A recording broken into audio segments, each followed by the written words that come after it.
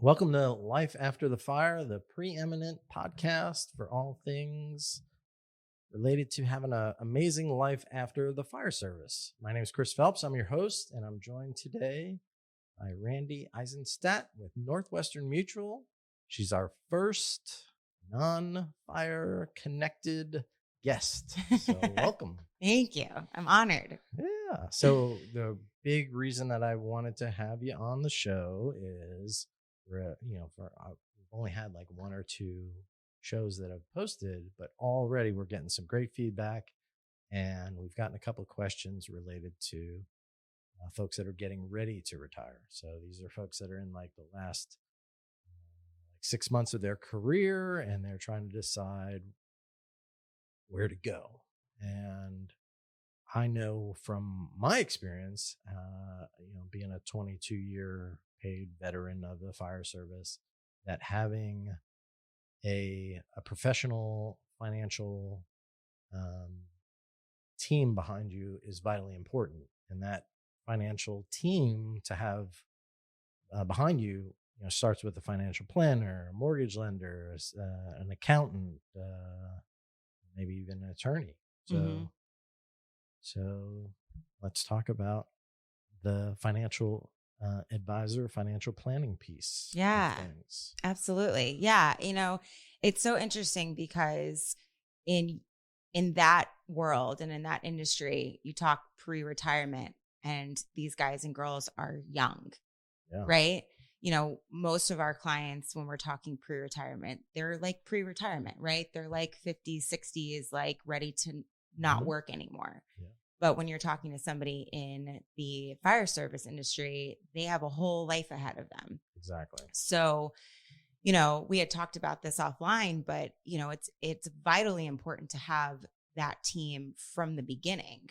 Mm-hmm. Doesn't always happen that way, right? Right. These guys and girls get into the career, and they're just excited to like be doing their dream job, and the last thing they're thinking about is calling a financial advisor. Nobody's thinking about calling a financial advisor. We don't get incoming calls, right? Like exactly. All of our businesses are predominantly based off of word of mouth and referrals. And, typically any outgoing calls I make is because somebody gave me somebody's phone number to say, hey, right. This is a good friend of mine. This is my brother. This is my sister.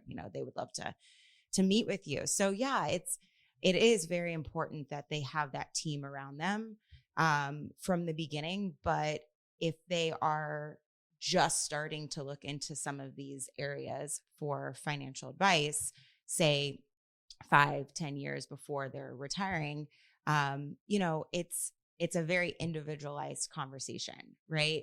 I have one client that is a firefighter up in Orlando. A really good friend of mine's husband works here in Palm Beach County. And, when I spoke to both of them, and both of them say like, it's a very individualized process of decision on which route to take. Right. And how to save money and invest money according to what their goals are. Right. If you're a single person, you have probably different goals than somebody that's married with kids.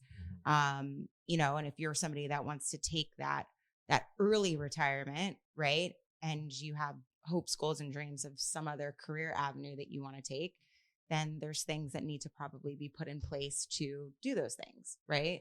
Gotcha. So yeah, so I think it's definitely, as non-sexy as it is, I don't have an answer for everything, but it is, I think, a very individualized type of conversation for these people. And how does that conversation start? Like, what are some of the typical things that you that you look at in doing a full comprehensive evaluation of somebody's financial planning? It's a great question. So that I can answer. So when we sit down with somebody, whether it's an individual, a couple, a family, a business, right, some of the first questions that we ask are like, what are your goals, right? What are your financial goals? What are your personal goals? What are your professional goals? And then we kind of break that down with short-term, midterm, and long-term, right? Because the way in which we do comprehensive planning, we want to know these people's lives, right? We Mm-hmm. want to get in there and say, like, we want to know like what your dog's name is. Like, we want to know like what your favorite food is. Like, we want to know them on a very personal level, because the way in which we're able to make these plans, it's on a very relationship based, conversation, and not transactional. Like, okay, you have this much discretionary income. Let's put it in here. I'll call you in a year. Right. So the first thing we sit down and we ask, like, what is it that you want? Right? Like, where do you see yourself 3 years, 5 years, 15 years down the road? So that's kind of how we start. And then we dig in a little bit more and we get some facts from them based on their history with financial planning. Some people have done nothing, right? Some people have done things, but not necessarily with somebody. For example, they had an old 401k and called their bank and said, can you put this in an IRA? And they didn't even know what IRA stood for, but they were just told to do that, right? Exactly. So they do that. And then, some people aren't even really aware of the ins and outs of how these financial vehicles work, right? Like the pros and cons to everything.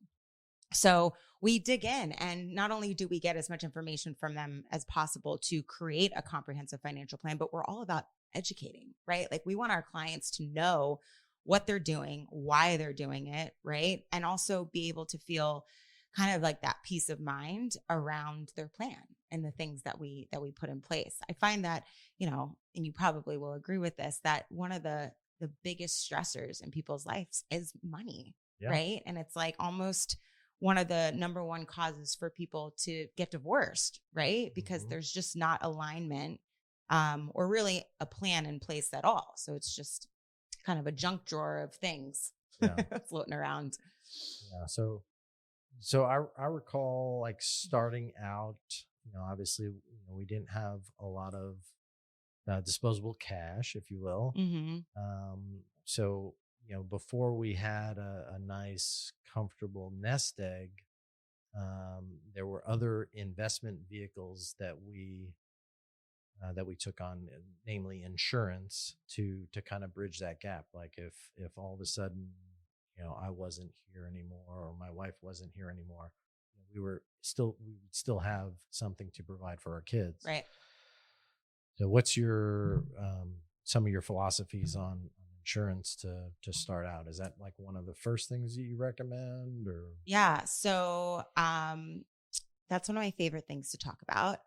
So thank you for asking. So as you had mentioned, I'm with Northwestern Mutual, and 160 plus years ago, Northwestern was a life insurance company, right? Now, fast forward to where we are now, we're a full-fledged, financial planning firm. So one of the key things that we do, I think, and specialize in is life insurance, income protection, right? Long-term care insurance, and risk management really overall. And making sure that our clients aren't just talking to us about putting money away and saving and investing, but like, God forbid something happens, right? What does this look like for your wife? What does this look like for your husband? What does this look like for your children? Do you want them to go to a state school or a public school or private school, right? So again, we ask all those like really personal questions. Some people don't have all those answers, but we get to know them as much as we possibly can.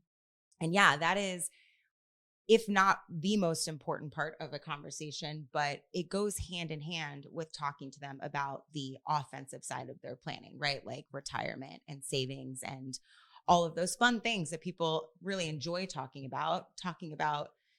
Risk management and life insurance is super morbid and not fun, but very, very important when it comes to a comprehensive financial plan. And what we find sometimes is when we get with people that have either done some things or even put some insurances in place, their insurance stuff and their investment stuff are not speaking to each other. And the way in which we comprehensively plan for our clients is those things should marry one another. Like one thing works for one reason and the other thing works for another reason, but like there are really cool strategic ways to actually use insurance that will offset down markets, right? So if for example, you don't have any other place to run to pull from, let's say in your retirement years, all your money is invested in the market. God forbid it's March of 2020 and you've got one place to go to pull money out to pay for your cost of living and it's on sale, right? So it's super, super important to make sure that our clients are completely diversified amongst different vehicles, which are, risk adverse and, taking on the proper risk that suits their wants and needs, right? Mhm. But yeah, I mean, I've been very fortunate to have some of these things set up for myself from a very early age. My dad worked for Northwestern for 18 years. Oh, wow. Yeah. So it's funny. I ran into a guy in the elevator in our building today and he introduced himself and his name was Bob. And I was like, that's my dad's name. And I said, my dad used to work at Northwestern. He goes, oh, you took over his practice? I said, no, my dad's been long retired from this business. And I had zero intentions of getting into this business because of him. It just worked out that way. I had a whole nother career before I got into finance. And because he worked for the company and had the education that he had around these things at a young age, when he got married and started having a family, he put those things in place. And he opened up my first life insurance policy for me when I was a baby. And it's been such a beautiful gift that he was able to give to not only me, but my brother, because I'm insured for the rest of my life. God forbid my health changes, obviously as we get older, insurance costs more money. Sure. But he opened up a permanent life insurance policy for me, which was growing year over year in the accumulated cash value, right? So you hear permanent life insurance, whole life cash value, they're all the same thing. They just have these different names. And what that does is not only does it give me this permanent death benefit, that's an appreciating value, so will continue to grow year over year, but it has a living benefit. This cash inside this policy that is risk-free, accessible at any time for any reason. So, there's penalties to touching our retirement accounts too soon. Sure. We got to pay Uncle Sam and fees and all the things. This has none of that, right? And I actually didn't even know about this policy until I was 25 years old, which was a good thing. Because any year before that, I would have made horrible financial decisions with that money. But it's been able to help me in times that I've needed money, right? So I've been very fortunate to have my dad had been in the business to know about these things, to set these things up for my brother and I. And I asked him one day, if he wasn't in this business or if he wasn't with Northwestern, would he have done those things? And he's like, I don't know. Because you don't know what you don't know. Right. So there's conscious incompetence and unconscious incompetence. Yeah. So knowing what you don't know and Tongue not twister. knowing what you don't know. Yeah. So what I'm hearing you talk about is, the differences between an offensive financial strategy as well as a defensive financial strategy, and that this vehicle that you're talking about has elements of both, right. So it can solve some both objectives, right, if you will. Right. Yeah. So there's two types of life insurance, right? If you're needing to put those things in place, God forbid, because if something does happen to somebody, there is a financial impact no matter what on the rest of the family. And everybody has an insurance need, right? That's not a one size fits all thing either, right? It's, what's your mortgage? If God forbid you passed away, don't you want to make sure that that's taken care of so your spouse doesn't have to take on a second job just to pay the bills, right? And what is that person's, financial loss, right? If they're not here anymore, what does life look like when they're no longer making money, right? Because they're not here. So everyone's got their own insurance need, but there's term insurance, which just lasts for a term of time.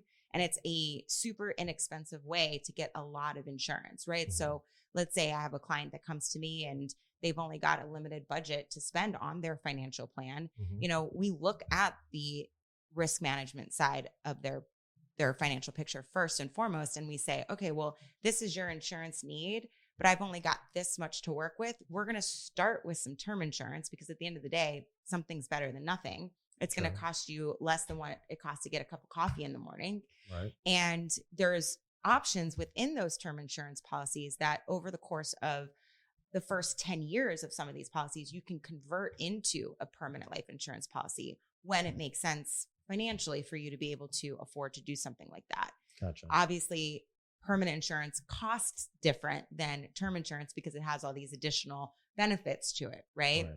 You're getting cash value, you're getting the company dividend payout, you have an appreciating death benefit, where term insurance is just an amount. God forbid something happens, this gets paid out to your family. And there's a crazy statistic that not a lot of people are even aware of, but I think it's like less than 2% of term insurance policies, and I can only really speak on Northwestern, actually get paid out on the life of the policy. I mean, people aren't, prematurely dying every single day. They are, but statistically, those policies don't often get paid out, which is good. Yeah, that's great. It's good. Great way to mitigate your risk. Right. Exactly. We also, being one of the most sought after insurance companies, are only insuring healthy people and people that, we're not willing to take on risks. If somebody comes to me that's just had a heart attack and is smoking cigarettes and going to the bar every single night, they're probably going to get declined. Sure. So, it's crazy. There's some underwriting involved. Exactly.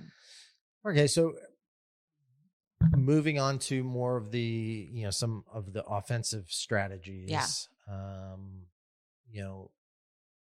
Obviously starting early is the best. Yep. But as people are getting closer to retirement, one of the big questions that comes up, some fire departments have something called a drop program. So it's a deferred retirement option. So they can, physically retire, or I guess it's theoretically retire, but then they're still on the job. So they're still collecting their income from the fire department. Right. But their retirement that they would normally be receiving is going into a separate account and is dispersed to them upon their actual retirement date as a lump sum. Right.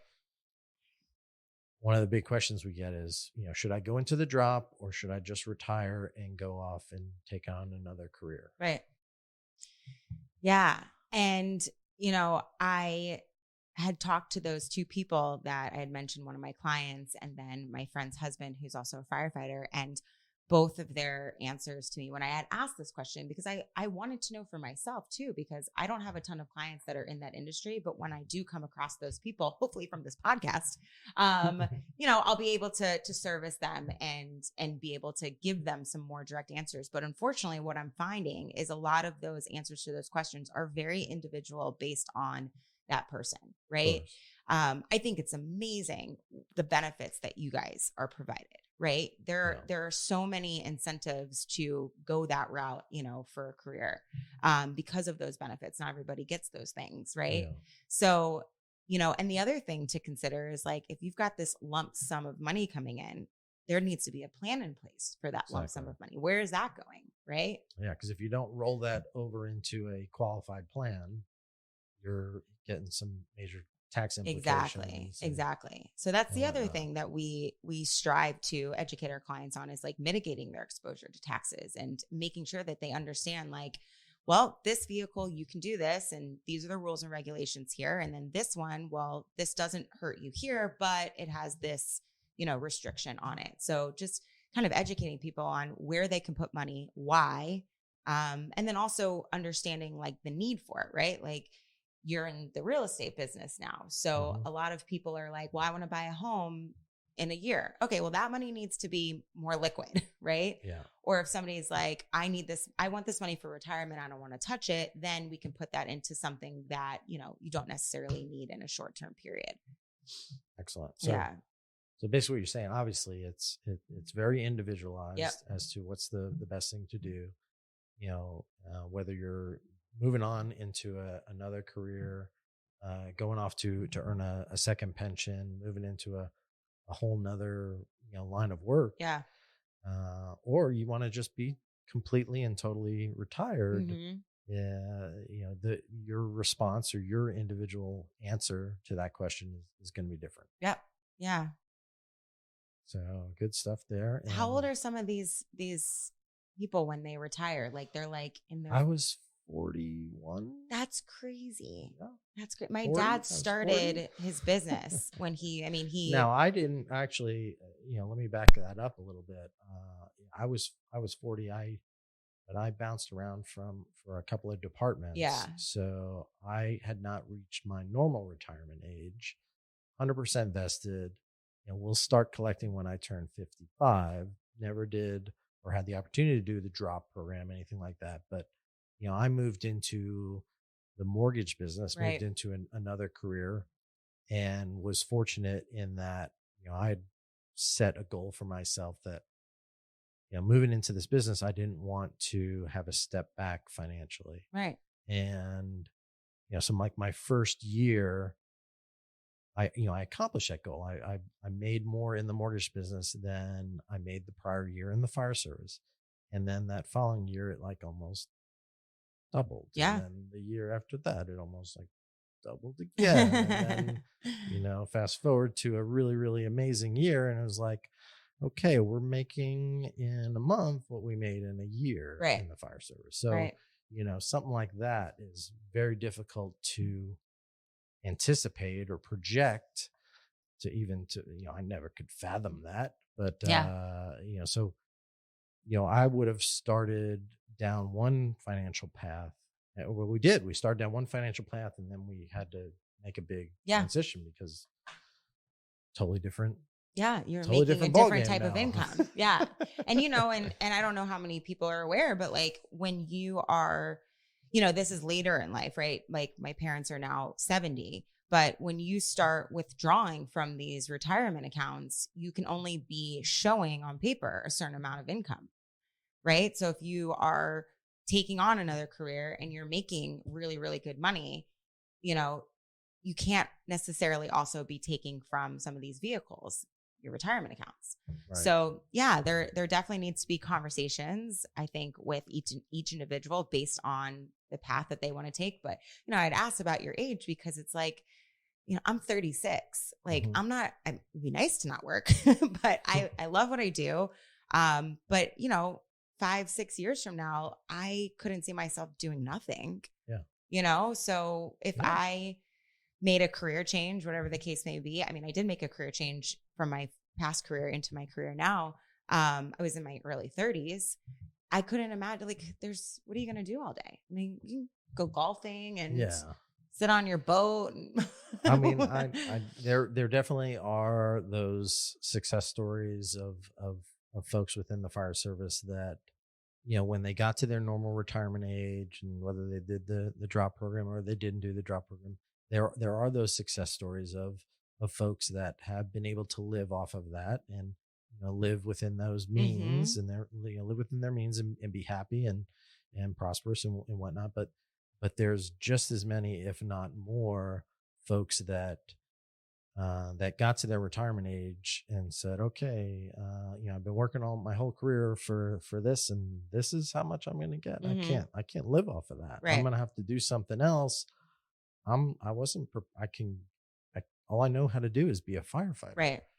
So that was another impetus behind this show, was helping people or inspiring people to think about their life after the fire and what do you want to do? What do you want that to look like? Yeah. And here's examples of folks that are in their retirement and what they're doing, and find something that matches up with what you like or what you want to be, and run with it. Yeah. Did you know that you wanted to retire early? No, you didn't. So what kind of made you make that decision? It was for us. It was a family decision. Okay. So, as my wife likes to say, she was following me around for 15 years, and it was my turn to follow her. Got it. And she was offered a great position to realize one of her life goals of being a flight nurse. Was offered a position up in Tennessee. Cool. And I had been working. I was a battalion chief with the fire department. I had a pretty cake job. I'm not gonna lie. I think it was the best job in the fire service. The guys that worked under me took very good care of me. Wasn't a lot of heavy lifting at that time. But I also had on the side, as most or a lot of firefighters do, they had something they do on the side. Mm-hmm. I got roped into the mortgage business.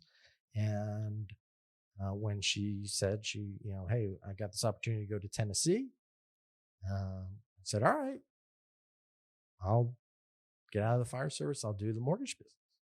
And it was definitely stressful, a different type of stress than what I had at the fire service. Mm-hmm. Just, funny for people to hear. And like my first ever boss in the mortgage business sat me down. I was like, how's, it'd been a couple months. And he's like, how are you doing? You seem stressed. And I'm like, I got to tell you, I'm more stressed doing this job than I ever was running into burning I was buildings. going to say, putting out a fire. It's so funny. It was so weird, because I don't know. It was just doing the fire service. I knew, what we were doing. Yeah. Stuff was stressful, and we saw a lot of, really bad stuff. Mm-hmm. We saw a lot of really good things too.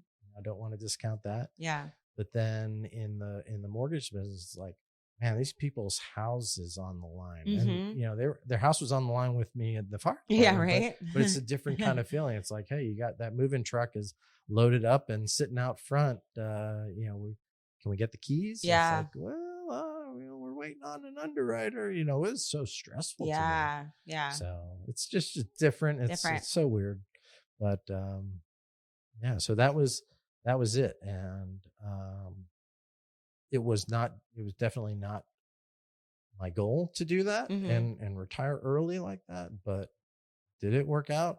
Heck yeah. It did. Yeah. And having more opportunities to be together as a family and help with raising the kids. And it created so much more of a family bond. Right. You have like more autonomy of your time. I feel like wouldn't change a thing. Yeah. Yeah. Would you recommend that to some people, or would it obviously be like based on their individual situation? Yeah, it all just depends. As far as, with me with the mortgage business, there was, I enjoyed it.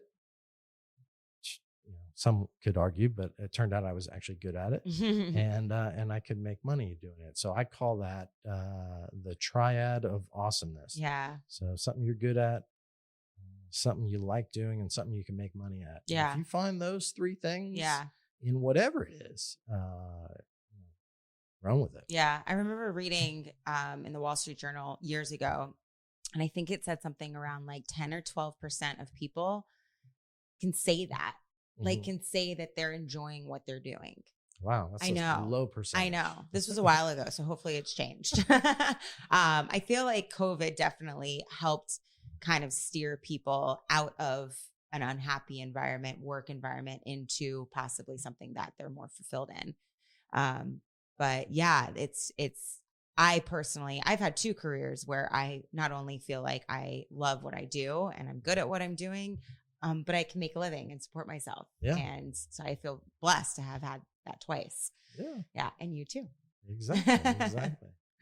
Cool. So we always try to, keep these, roughly around the 30-minute mark. It's like the average drive time or time on a treadmill in my case. Are we boring anybody? So I think we're getting close to that. So I always like to finish these with a call to action. So in our case here, I would say, whether you're brand new on the job, been on the job for a number of years, or getting close to retirement, if you have not